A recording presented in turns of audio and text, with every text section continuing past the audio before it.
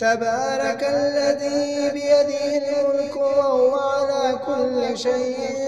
قدير، الذي خلق الموت والحياة ليبلوكم أيكم أحسن عملا وهو العزيز الغفور، الذي خلق 7 سماوات طباقا ما ترى في خلق الرحمن من تفاوت فارجع البصر هل ترى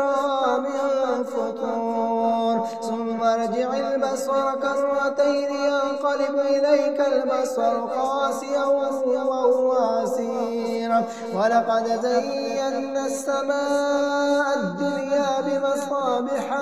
وجعلناها رجوما للشياطين وأعتدنا لهم عذاب السعير، وللذين كفروا بربهم عذاب جهنم وبئس المصير، إذا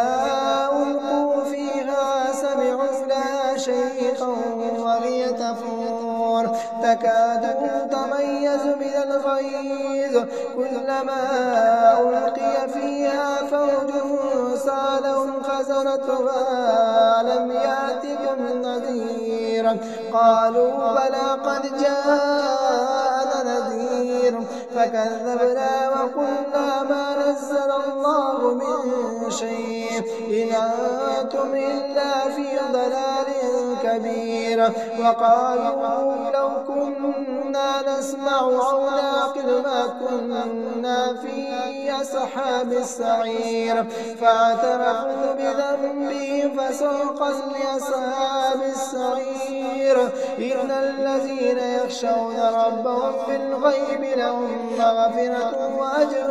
كبير، وأسروا قولكم أو اجهروا به إنه عليم بذات الصدور،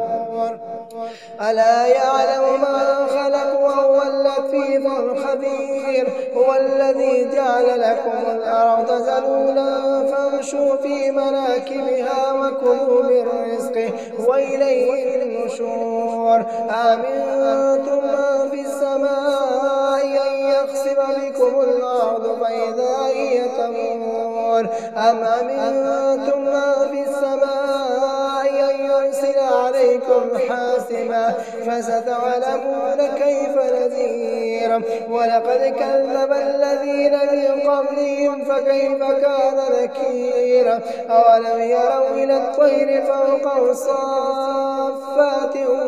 ويقبض ما يمسكون إلا الرحمن إنه بكل شيء بصير، أمن هذا الذي وجود لكم ينصركم من دون الرحمن إن الكافرون إلا في غرور، أمن هذا الذي يرزقكم إن أمسك رزقه بل لجوا في عتو ونفور، أفمن يمشي مكبا على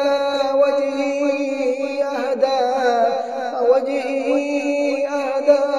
أمن يمشي سويا على صراط مستقيم، قل هو الذي ينشأكم وجعل لكم السمع والأبصار والأفئدة قليلا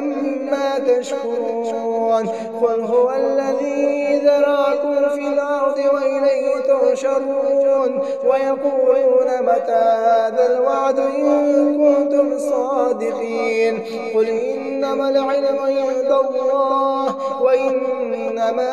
أنا نذير مبين، فلما رأوه زلفة سيئت وجوه الذين كفروا وقيل هذا الذي كنتم به تدعون، قل أرأيتم إن أهلكني الله ومن معي أو رحمنا فمن يجير الكافرين من عذاب أليم، قل هو الرحمن آمنا به عليه توكلنا فستعلمون من هو في ضلال مبين، قل أرأيتم إن أصبح ماءكم غورا فمن يأتيكم بماء معين.